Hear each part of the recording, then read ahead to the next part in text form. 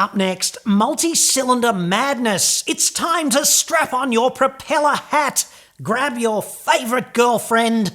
We'll talk size and vibration. Just the three of us. Yes!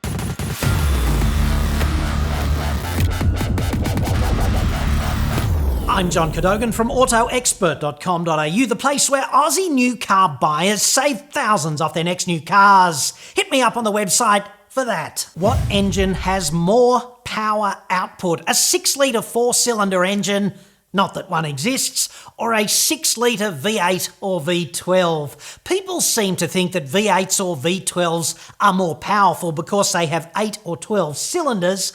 I think it's because of the displacement only and not how many cylinders they have. Please do a report on displacement versus cylinders. Excellent question, Shane. I approve.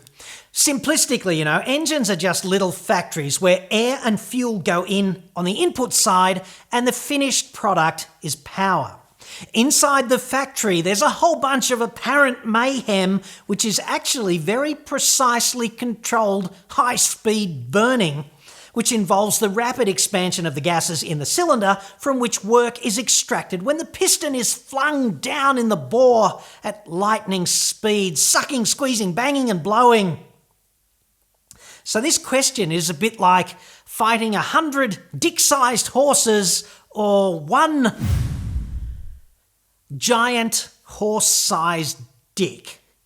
The simple answer is that a hypothetical 6-litre 4 with the same thermal efficiency as a 6-litre V8 would be just as powerful. But there are in fact a whole bunch of reasons why it's so much smarter to build the V8 if you really need an engine that big. Time to go full propeller head on this. So if you have fresh batteries, install them now. Inline 4-cylinder engines are great. The performance is pretty good for average cars in that 1.6 to 2.5 litre capacity. They're easy to build. It's easy to cast the block and the heads. There's not too many parts, so there's minimal machining and assembly relative to the 6s and the 8s. Like, you only need one head and one of each manifold, so there's that. Inline 4s idle smoothly because the firing pulses don't make the engine rock. The cranks don't need real heavy counterweights either, so they rev up nice and fast, and they don't take up very much room in the engine bay. So the inline 4 is starting to sound perfect, which it definitely is not, because they've got a real inherent problem with a thing called secondary imbalance. And this is a huge issue for large capacity inline 4s, especially at high revs.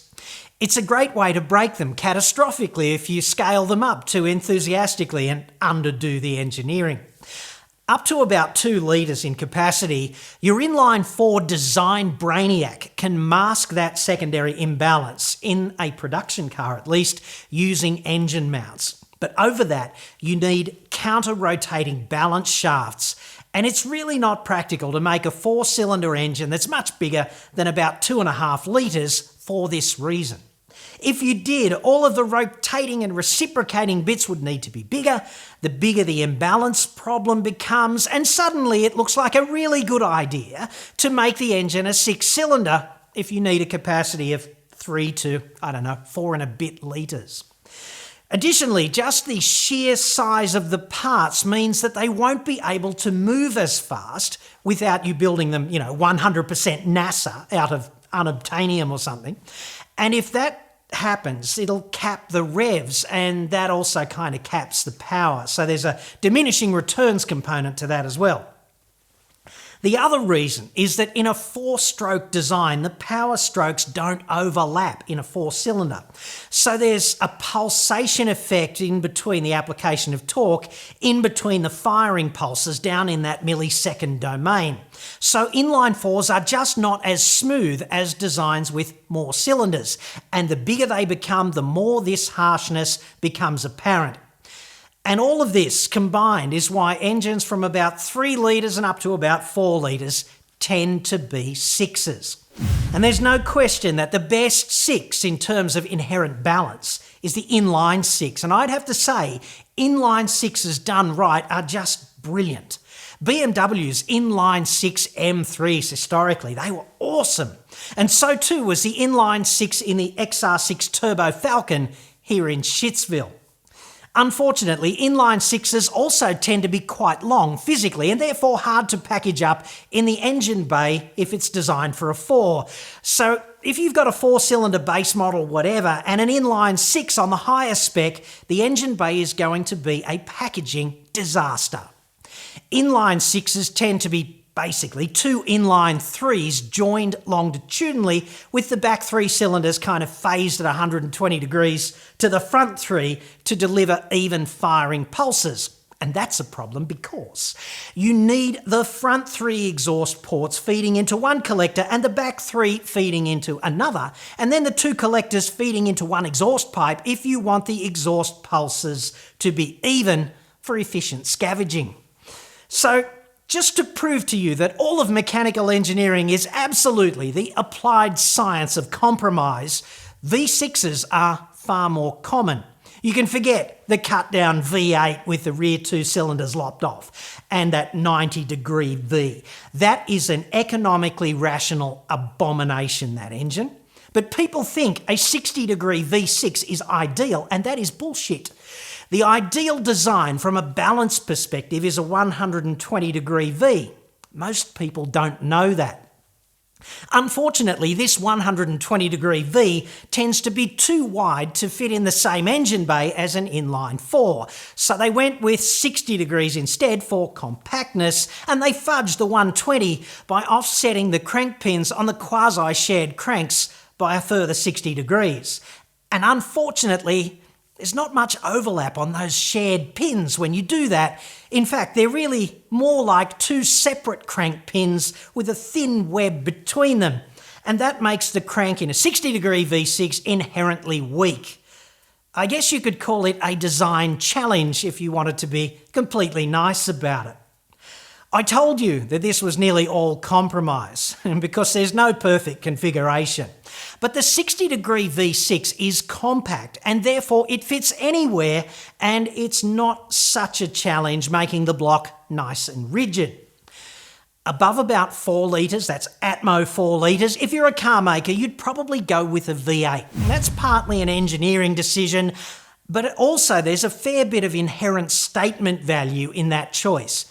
V8s tend not to be accidental inclusions in cars, We just had a few lying around. It doesn't happen that way. I mean, a 3.3 litre twin-turbo 6 in, say, a Kia Stinger, well, that goes just as hard as a contemporary Atmo 6 litre V8. But to a great many muscle car enthusiasts, it's just not a V8, and it never will be. Intellectually indefensible, certainly, but hey, there's not so much objectivity in a lot of buying new cars, right? So just to digress here, the first V8s were essentially 2 inline 4s Siamesed up and inclined at 90 degrees and sharing the same flat crank, single plane crank, like an inline 4. This is a whole good news, bad news story as well.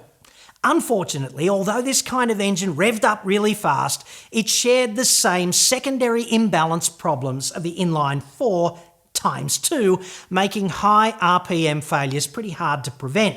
So they changed to a cross-plane design for the crank in the early part of the 20th century. Cadillac and some other manufacturer co-patented that, if memory serves. When you look end-on at a V8 crank today, the crank pins are arranged in a cross. So, a couple of things about that. Single plane designs, the early ones, didn't really need counterweights on the crank, so they revved up really fast until they broke into 1,000 pieces at high revs. Cross-plane designs, the current one, they need heavy counterweights to counteract the inherent rocking type vibrations, so they don't rev up as fast, but they are certainly more durable at high revs. And the other thing is the firing pulses, right? The single plane design was left, right, left, right, left, right, left, right, like marching, nice and even. But the cross plane one is left, right, left, left, right, right. Right? So this leads to uneven inlet and exhaust pulses per bank. Stay with me here. Change the batteries now if exhausted. It's a marathon, I know. So, in your cross-plane V8 road car, like a Mustang or a Corvette, whatever, with 4 exhaust ports merging into one pipe per bank, you get uneven filling and scavenging of the cylinders because the pulses aren't even. That prevents truly even combustion across all the cylinders. And if you want to know why this really matters, it's because that's what makes the distinctive V8 burbling sound that we petrol heads all react to in such a semi-carnal way. Without that unevenness, the burble just goes away, and I'm tipping nobody wants that.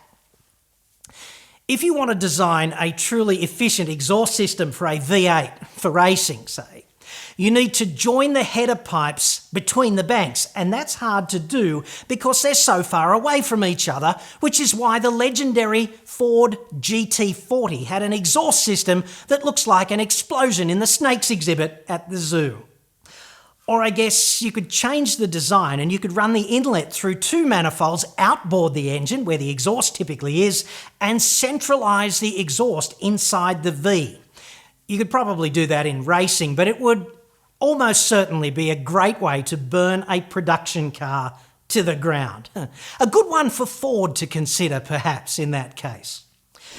One thing that is certain, though, and easy to wrap your head around in comparison to the rest of this, is that one of the predominant advantages of multi-cylinder design is smoothness. Simplistically, an 8-cylinder engine at 3,000 revs has 4 firing pulses for every rev per cylinder. That's 200 firing pulses per second. A 4-cylinder at the same speed has 100 pulses per second. For the same performance, just tooling around town, the V8 is going to feel twice as smooth, and there's no getting around that. Just before I let you go, I'm going to leave you with this little brain bender. Imagine you're a cylinder in a Mazda 2.5 litre Skyactiv Atmo petrol engine on a dyno at peak power. You and your 3 twin brothers, you're all producing 135 kilowatts at 5,700 revs, pumping your little hearts out. Yes! But you're looking across at a Chrysler 300 SRT Core, a 6.4 litre Hemi on a matching dyno, also at peak power, 350 kilowatts, 6,150 revs. It's easy to feel intimidated, right? There's no question which engine gets all the chicks. It's the Hemi. It's awesome.